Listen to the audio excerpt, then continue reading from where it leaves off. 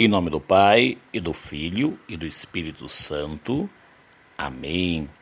Que a paz do Cristo ressuscitado habite em vossos corações. E que Maria Santíssima, a Virgem do Monte Carmelo, interceda por vossas vidas no dia de hoje. Querida irmã, querido irmão, nós estamos na segunda-feira da 27ª semana do Tempo Comum. Hoje é dia 5 de outubro de 2020. A igreja celebra neste dia a memória de São Benedito religioso. Os textos da liturgia da palavra para este dia são os seguintes. Primeira leitura da carta de São Paulo aos Gálatas.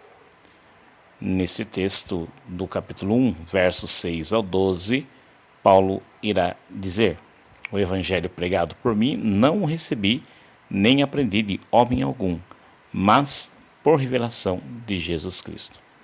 Com o salmista nós iremos rezar o Salmo 110. O Senhor se lembra sempre da aliança. O Senhor se lembra sempre da aliança.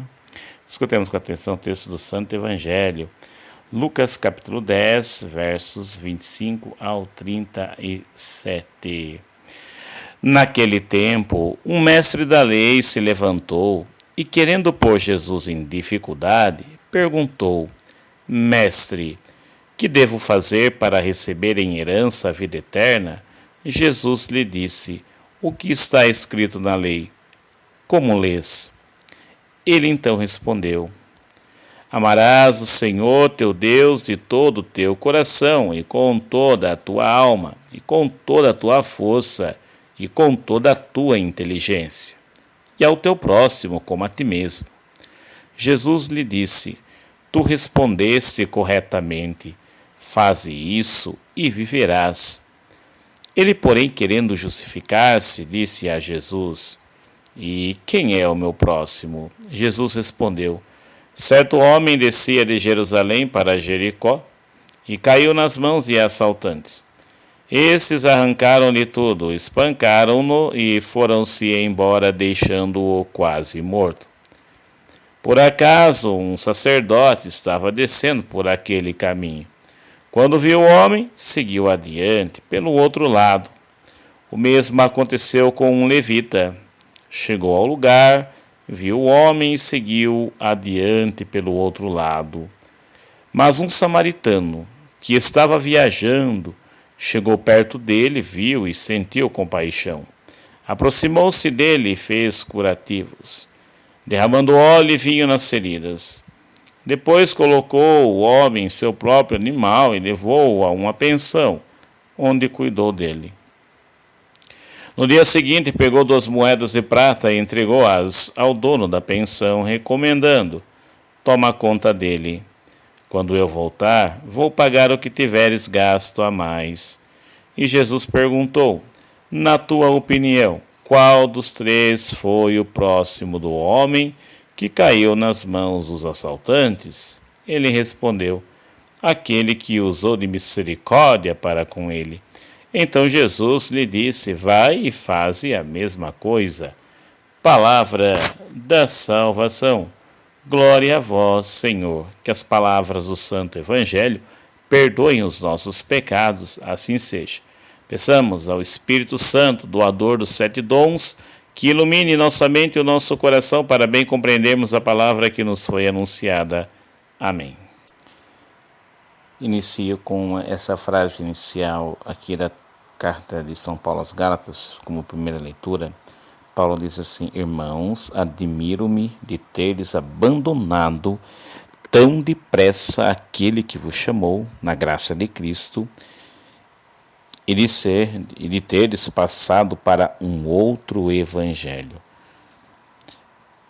A gente percebe que isso acontece ainda nos tempos atuais, por conta da exigência do evangelho de Jesus. Muitos católicos acabam deixando de viver a radicalidade do Evangelho para se conformar com o mundo, mas não abandonam totalmente o Evangelho.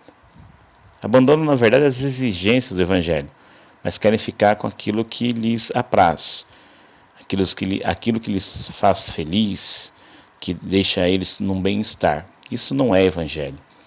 E Paulo está lamentando que isso aconteceu com a comunidade dos Gálatas e infelizmente se repete nos tempos atuais. Por conta das exigências do Evangelho, então muitos católicos e católicas estão cedendo ao mundo, estão tentando conformar o Evangelho ao mundo e não o mundo ao Evangelho, né? Estão tentando fazer com que o Evangelho se encaixe no mundo e não o mundo seja transformado pelo Evangelho.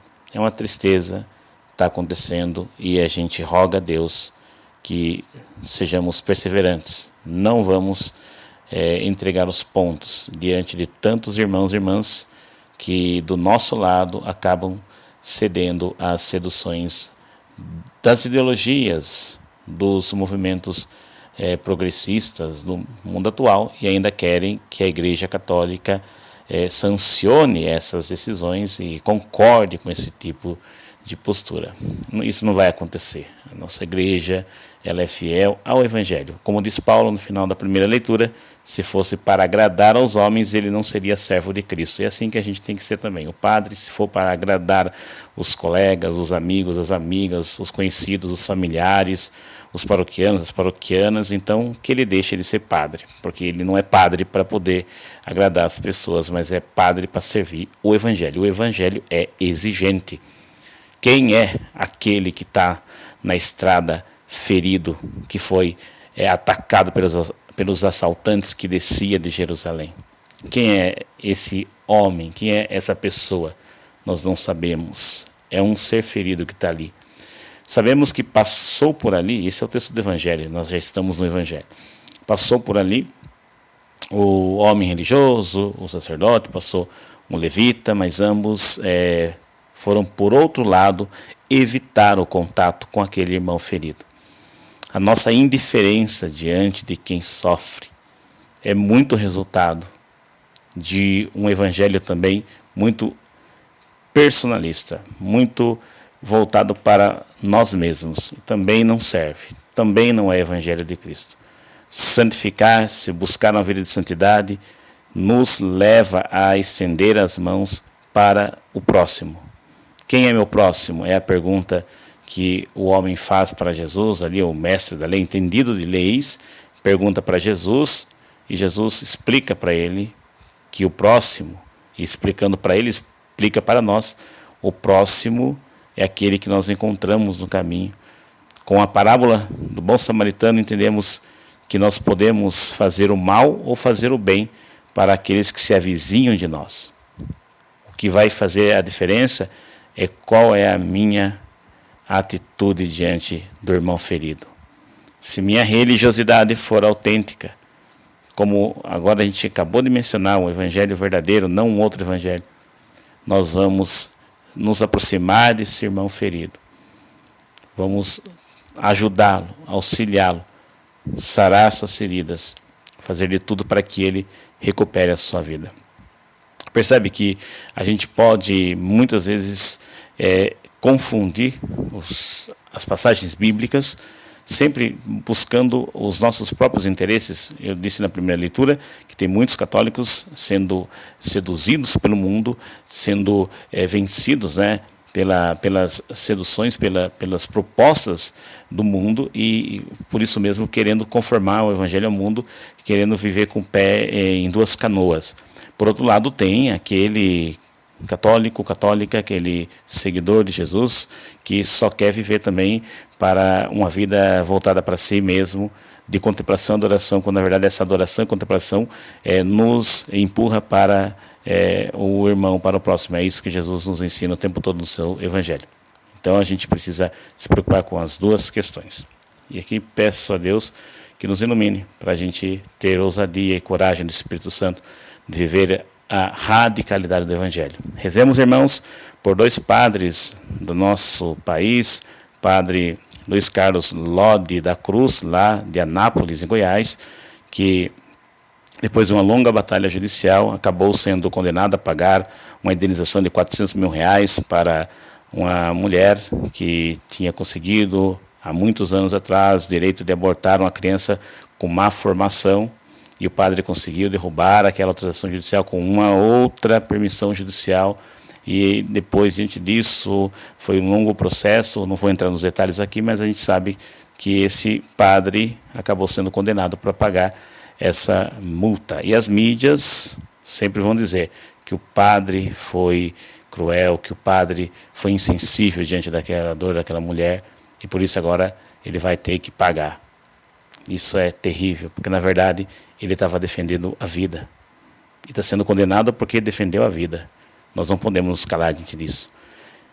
Essa criança abortada, e como milhões de crianças abortadas no ventre de suas mães, assassinadas nos ventres de suas mães, são esses feridos, são como aquele ferido do Evangelho que a gente acabou de escutar aqui, no corredor de Jerusalém para Jericó, é atacado. No corredor do ventre da mãe é atacado, é assassinado.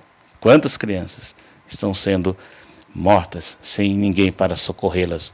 E homens como padre Luiz Carlos Lodi, vem socorro como tantos outros que se levantam para defender a vida. A igreja, ela é a porta-voz da vida, que defende a vida. Oremos pelo padre Luiz Carlos Lodi, oremos pelo padre Júlio Lancelotti, da Arquidiocese de São Paulo, que estende as mãos para os excluídos e os necessitados das ruas daquela grande megalópole de São Paulo, e está sendo também atacado, estão acusando de ser comunista, isso ou aquilo, e não veem o bem que faz aquele sacerdote por tantos desprezados no mundo de hoje.